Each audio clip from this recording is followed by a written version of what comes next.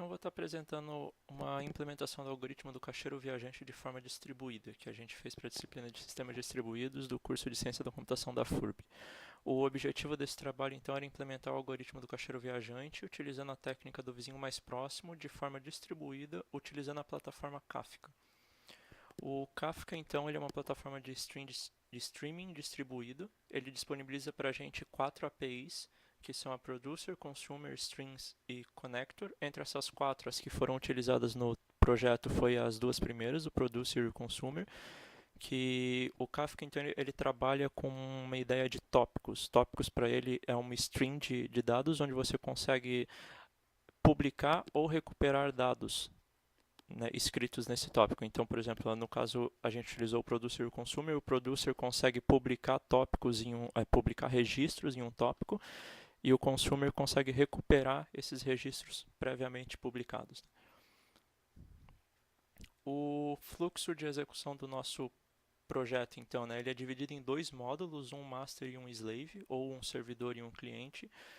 O master, então, começa publicando os vértices do grafo no tópico input topic, e aí para fazer essa publicação, então, ele utiliza a API Producer. Então, o slave, utilizando a API Consumer, lê esses vértices publicados no tópico, processa os vértices, então essa parte do processamento é aplicada então o algoritmo do caixeiro viajante com o menor caminho, ou com o vizinho mais próximo para encontrar o menor caminho. Depois de aplicar o algoritmo, então ele publica o resultado no tópico output utilizando a API Producer. Esse resultado, no caso, é uma string contendo o caminho, né, os vértices do menor caminho encontrado por ele. Então ele recebe um vértice, a partir desse vértice de início ele aplica o algoritmo e aí depois esse algoritmo retorna uma string contendo o caminho completo e ele publica esse caminho completo no tópico output, e aí esse tópico output então é consumido, é lido novamente pelo master, e aí o master tem o trabalho de então encontrar o menor caminho entre aqueles caminhos que foram computados pelos slaves, né? Vindo aqui para o código, então, a gente tem o projeto aqui, ele está dividido em dois pacotes separados, né? O slave e um master, justamente para poder ser executado em máquinas diferentes. Aqui, começando pelo master, então, a gente tem uma classe grafo que simplesmente tem a matriz com os custos das arestas do grafo, né? E alguns métodos para manipular esses vértices, não vou entrar em detalhes sobre os métodos. E então aqui a gente tem um total de 15 vértices, né? Uma matriz de 15 por 15, contendo os custos. Além disso, então, a gente tem a classe master, então, né? Que o que ela faz, que aí é ela que faz justamente essa parte de publicar os vértices e recuperar os resultados, né? Então, aqui no construtor dela, eu começo criando um produtor e um consumidor. E preenchendo o meu array de vértices que eu vou publicar depois. Aí aqui então eu crio uma thread para criar os vértices e publicar eles. Então aqui é só um for percorrendo todos os vértices do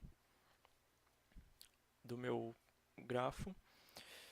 Para cada um deles eu crio um registro novo, defino para qual tópico eu quero, em qual tópico eu quero publicar esse registro e também defino o valor dele, que o valor dele no caso vai ser um dos meus vértices.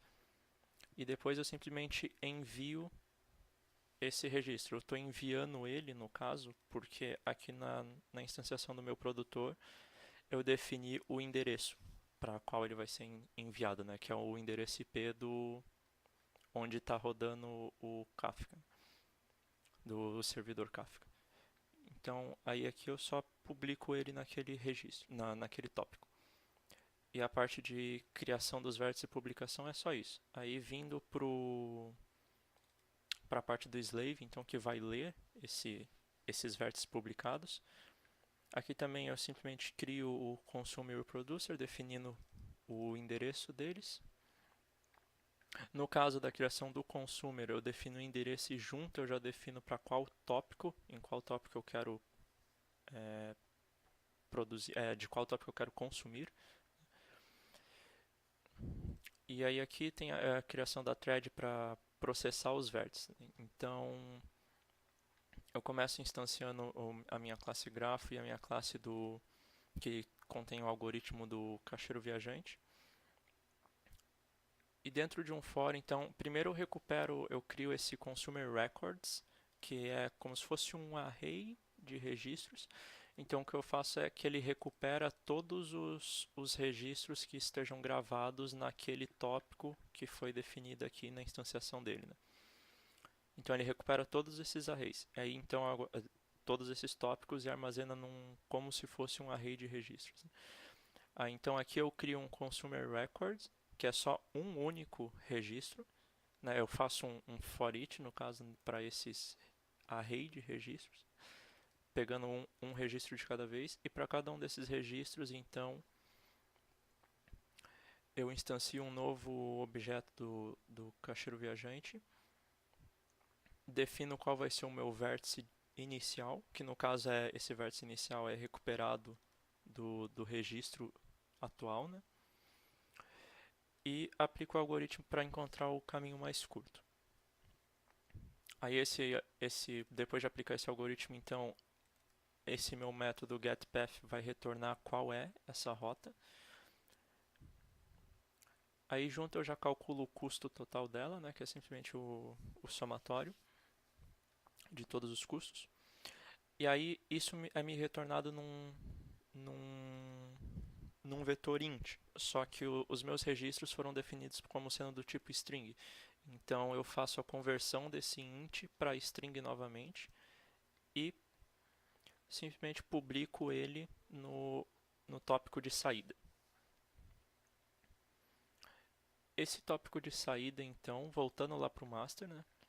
Esse tópico de saída depois no final vai ser lido pelo master para encontrar então o menor caminho entre os caminhos encontrados pelos slaves. Então aí aqui, depois de ter publicado lá no tópico de saída, no output topic, tem a criação dessa thread que faz a parte de ler daquele tópico, né? Então, de novo, ele pega todos os registros que existem naquele tópico e aí o tópico foi definido aqui em cima, de novo na instanciação, né? Ele vai recuperar os registros do output topic.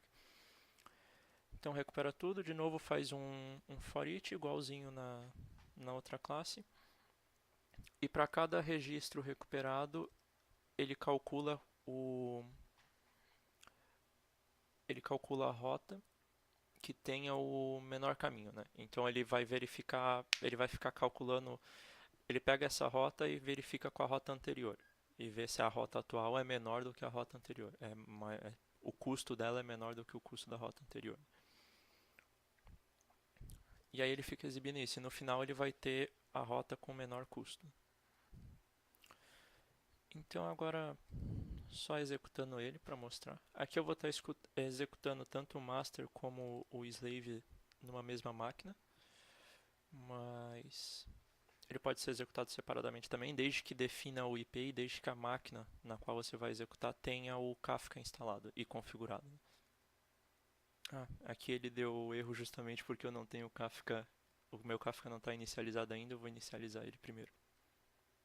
Aqui então eu já acabei de inicializar o Kafka, né? Aqui é a inicialização do Zookeeper, na verdade, que é utilizado pelo Kafka, e o Kafka rodando aqui, então agora é para funcionar certinho.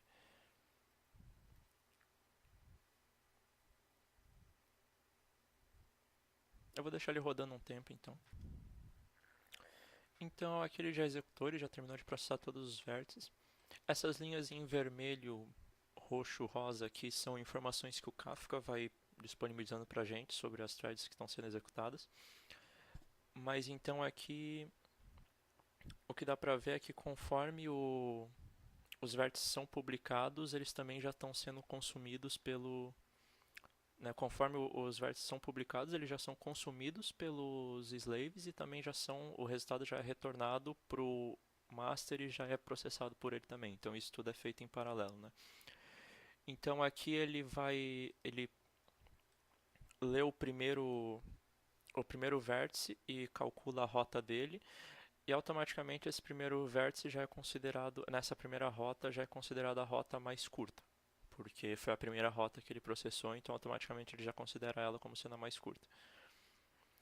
Aí aqui ele processa a segunda, ele encontra o resultado dessa, né, ele encontra a rota a partir do segundo vértice, que nesse caso começou pelo vértice 2, né, no anterior tinha começado pelo vértice 12.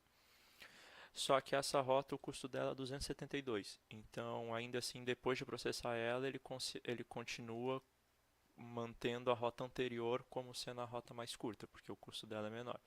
E ele vai fazendo isso para todas elas, né? Então aqui o custo é 343, ele mantém a 242, 274, então mantém a anterior, 309, então mantém a anterior, 320, 376, 291, aí aqui foi 208, né? Então o custo da menor rota até o momento era 242. Aqui ele encontrou uma com custo menor, então ele atualizou a rota, o menor caminho, como sendo essa nova rota com custo 208. E ele continua fazendo isso. No caso 208 aqui é a menor rota possível, é a rota com o menor custo possível, então ele nunca mais vai atualizar, né? Mas justamente porque todos os outros são diferentes. E é isso. No final ele te retorna então a rota com menor custo entre todas as rotas que foram processadas pelos slaves.